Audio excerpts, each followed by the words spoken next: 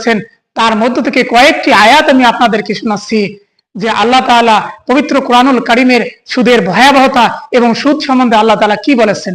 পবিত্র কোরআনুল কারীমের সূরা আল ইমরান 103 নম্বর আয়াতে আল্লাহ তাআলা বলেছেন, ইয়া আইয়ুহাল্লাযীনা আমানু লা তাকুলুর রিবা আদআফান মুদাআফা।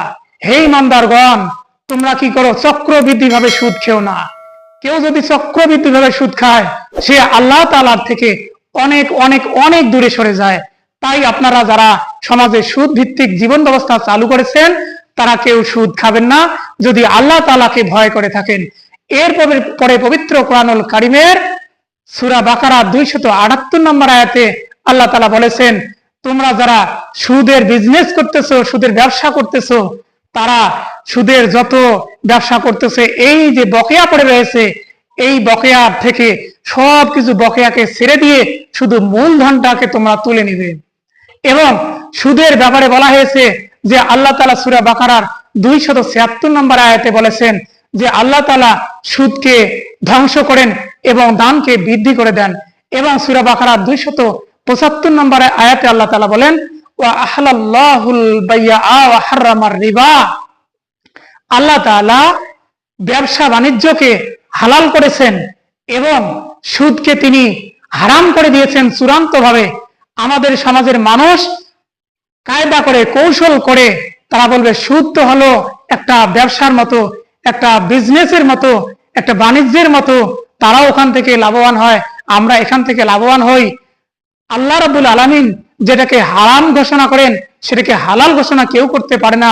আল্লাহ রাব্বুল আলামিন পবিত্র কোরআনুল কারীমে যেরকম শুকরকে হারাম করেছেন, আমাদের সমাজের মানুষ সুদকে পছন্দ করে।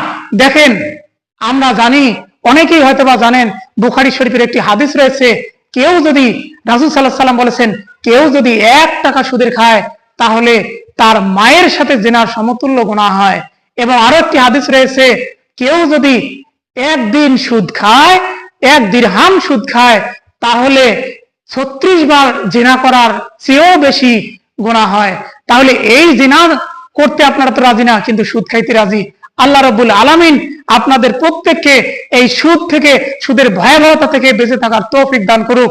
বিশেষভাবে একটি কথা, জরুরি কথা, রাসূল সাল্লাল্লাহু আলাইহি সাল্লামকে একদিন এক সাহাবী জিজ্ঞাসা করলেন, ইয়া রাসূলুল্লাহ সাল্লাল্লাহু আলাইহি সাল্লাম, যার ওই ব্যক্তির দোয়া কিভাবে কবুল হবে যার খাদ্য হারাম, যার পানীয় হারাম, যার রক্ত মাংস তৈরি হয়েছে ওই সুদের উপার্জন দিয়ে? রাসূল সাল্লাল্লাহু আলাইহি সাল্লাম বললেন, যার রক্ত মাংস, যার খাদ্য পানীয় হারাম, তার কখনো ইবাদত কবুল হবে না। আমাদের সমাজের অসংখ্য মানুষ সুদ ভিত্তিক জীবন পরিচালনা করে, যার রক্ত হারাম, যার মাংস হারাম, এই হারাম রক্ত মাংস নিয়ে কখনো ইবাদত করলে আল্লাহ তাআলা ইবাদত কবুল করবেন না। তবে রাসূল সাল্লাল্লাহু আলাইহি সাল্লাম একটি ভবিষ্যৎবাণী করে গিয়েছিলেন, এমন এক সময় আসবে যে সময় প্রত্যেকটি মানুষ সুদের ছোঁয়ার মধ্যে লেগে থাকবে, সুদের ছোঁয়া থেকে তারা বাঁচতে পারবে না। আজকাল যারা ইমানদার রয়েছে, তাদেরকে ওই যারা সুদখোর, যারা সুদদাতা, তারা করে কেউ ইমানদার ব্যক্তিকে সাক্ষী করার চেষ্টা করে, ইনি তো সত্যবাদী, ইনি তো কখনো মিথ্যা কথা বলেন না, তাই ইনাকে সাক্ষী রাখলে আমার সুদের টাকাটা মার যাবে না। তাই আমি বলি, যারা সুদ খায়, যারা সুদ দেয়, যারা সুদ নেয়, রাসূল সাল্লাল্লাহু আলাইহি সাল্লামের ভাষায় উভয় সমান পাপী। আপনারা কেউ সুদের সাথে জড়িত থাকবেন না। আমরা চেষ্টা করব সুদ থেকে বেঁচে থাকার জন্য, কিন্তু যারা সুদ খাবে তাদের উপর গজব নেমে আসবে। এবং হাদিস শরীফেও রয়েছে, কোরআনুল কারীমেও রয়েছে, যারা সুদখোর, তারা ইহুদিদের অভ্যাসকে তারা মেনে নিয়েছে।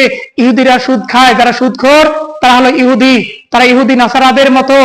আমাদের সমাজে প্রত্যেকটি মানুষ যেন সুদ থেকে যেন মুক্ত থাকে, কিয়ামতের দিন তারা পাগলের মতো হয়ে উঠবে। কারীমে বলা হয়েছে, সূরা বাকারার 272 নম্বর থেকে 79 নম্বর আয়াতের ভিতরে এই অংশটি রয়েছে, বিহারবিন মিনাল্লাহি ওয়া রাসূলিহি। যারা সুদ খায় তারা আল্লাহর সাথে যুদ্ধ ঘোষণা করে, আল্লাহর সাথে যুদ্ধ করে কোনো মানুষ টিকে থাকতে পারে এমন দুঃসাহস কেউ করবেন না। আল্লাহ তাআলা কোনো সুদখোরকে, সুদদাতাকে, সুদগৃহীতাকে আল্লাহ তাআলা পছন্দ করেন না।